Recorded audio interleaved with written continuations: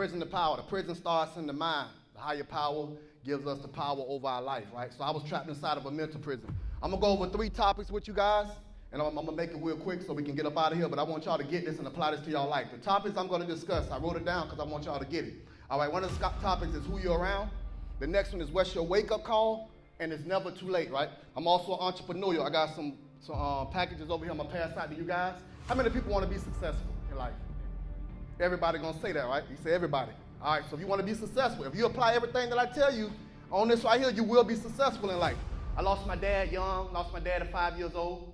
I lost my mom at 9, and then I had to go live with my aunt till I was 14 years old. Now, when I was staying with my aunt, I played football. I played baseball. I also was the morning announcer. So when you went to school and you looked on the morning announcement, that was me giving the announcements. I did all that. When I ran away from my aunt's house because we couldn't get along, I ran away from my aunt's house and started hanging out with the wrong crowd. The people you hang around plays a major role in your life. If you hang around losers, what's going to happen? You're going to become a loser. If you hang around winners, what's going to happen? You're going to become a winner. So you got to get around people that are winning in life, right? You show me your friends, I'll show you your future. So if you're hanging out with knuckleheads, what that mean? You're a knucklehead too, because you're hanging out with them. If you want a knucklehead, why you hanging out with them? If I would have known what I know right now, my best friend would have been a nerd. And you know why? Because nerds going somewhere in life. Them the ones that's going to be running the country. That would have been my best friend. You think I'd have been hanging out with some knuckleheads, going in and out of jail? So this is what happened when I ran away, man. I started hanging out with the wrong crowd. I was robbing, I was stealing, I was snatching purses. I started snorting powder, smoking weed, all that dumb stuff, man. I found myself in prison at 19 years old for the first time in my life. Now, when I'm in prison at 19 years old for all the mistakes that I made, the police, they talked to me in a kind of way. They spit in my face. They told me when to eat, when to take a bath, when to take a shower. And guess what? When I was in the shower, guess who I had to take showers with? Dudes, butt naked, right next to each other. And the food was disgusting. I can't see how people go back so many times like that. It's like they like that junk, right? So when I was in there, I had a cousin that was out. Before I went in, he was a small-time drug dealer. When I was in there, he hadn't came up. Right? He became a big-time drug dealer. When I did give my cousin a call, my cousin was like, cuz. He said, bro, it ain't like it used to be. He said, boy, I done came up. He said, I done came up. And when I get out, I'm going to put you on. I'm going to put you on. So here I am, all happy, walk around the compound, beating on my chest. Yeah, telling all my homeboys, when y'all get out, y'all need to come holler at me. I'm finna be on strong. I'm finna be on strong. But here I am, happy about getting out, hooking up with the same kind of people that had me in the trouble I was already in. I was happy about getting out, hooking up with somebody that didn't want anything out of life. I was still trapped inside of a mental prison. And since a lot of y'all still trapped inside a mental prison, because you still making some of the same mistakes I made. Now when I got out, my cousin did put me on just like he promised. Now my cousin, his pregnant baby mama, me and my girlfriend at the time, we was living together. We was some big time drug dealers. I'm talking about buying keys, moving kilos. This was down in Florida. That's where I'm from. Moving kilos.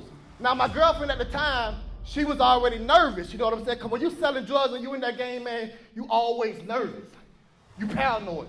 You always looking over your shoulder. Anybody know why? You never know who can come to get you. They got them goons out there and they got them feds. So if them goons come to get you, you already know what's going to happen then, right? They coming to kill you. They ain't just coming to rob you. Most of the time, they coming to kill you. And when the feds come to get you, you already know what time that is too, right? You finna do some time. So that's why you got to make decisions, make great decisions. All right, so what happened was my girl, she wanted to leave. We ended up leaving and going to Atlanta, right? So now I'm in Atlanta. I get a call from the police telling somebody them broke into my house. What had to happen? They grabbed my cousin. He's pregnant baby mama, right? So I'm going to go up here so I can show y'all. So they grabbed my cousin, and they had him on their knees like this. They had him in the closet. And they had his pregnant baby mama right there. They began to ask my cousin, where's the drugs?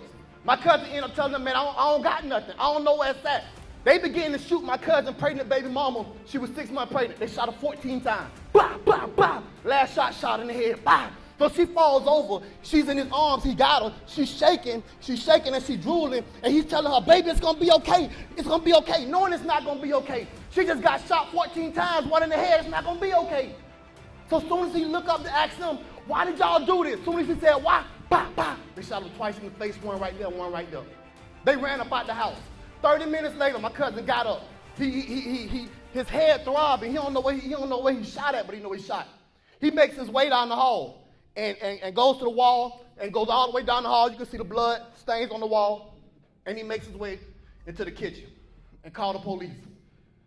By the time I got there, got back from Atlanta, some of my family members had got together and they looking for the boys who hadn't did it because they already know who hadn't did it. They went and shot the boys' mama house up. By the grace of God, the parents wasn't there. So this is what I tell y'all, man. What y'all do don't only affect you, it affect your loved ones. Because if you go out there and do something stupid and they can't find you, guess what they're going to do? They're coming to get your loved ones, man. They're coming to get your mama, your sister, your daddy, your cousin. So you got to think about that when you're making these bad choices. And for y'all females that's getting with these drug dealers, because they got the money to besiege, you want to look good, guess what happens? If they come in there and rob them drug dealers and kill them drug dealers, what you think they're going to do to you? They're going to do the same thing. You think they're going to let you go? Why would they let you go? They're not going to let you go. So what happened was the boys ended up turning themselves in after a couple weeks, a month or so. So I came back, jumped back in the game. You would think after all this, in and out of jail, my cousin and his pregnant baby mama get shot execution style, that I knew God was giving me a wake-up call.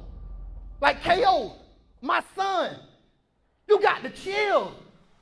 You would have thought I would have known better after God gave me this wake-up call, right? I didn't answer that wake-up call. I went back to the streets. What wake-up call do you have in your life right now? I know something happened in your life too. Maybe your partner got shot. Maybe your dad didn't been to prison. Maybe your mom strung out on drugs. Maybe your cousin got locked up. And you say, you know what? Look, I don't want to end up like my cousin or my mom or my daddy. I'm going to go to school and I'm going to get my education so I can become a doctor, so I can become a lawyer, so I can start my own business like Ken Osborne, K.O. Trucking. I'm going to make sure I get my education because I know education is the way out of poverty. Education is the way out of the slums. Whether you believe it or not, it's not the gangbangers.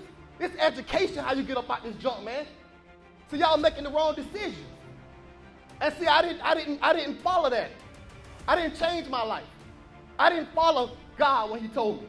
And I did end up changing my life and becoming an entrepreneur. All right, so I'm going to just go over these quick steps with y'all. I ain't going to go into it too much, but I got some pamphlets for y'all because we got to get ready to go. All right, number one, knowing what you want is number one. Number two, how you going to get there? All right, so you got to know what you want. That's the first step to becoming an entrepreneur. You got to know what you want. Number two, how you going to get there? Number three, hard work. Number four, sacrifice. And the next one is self-discipline. All right, y'all, that's my time. And I'll come back and talk to y'all later sometime, all right? All right, y'all have a good one.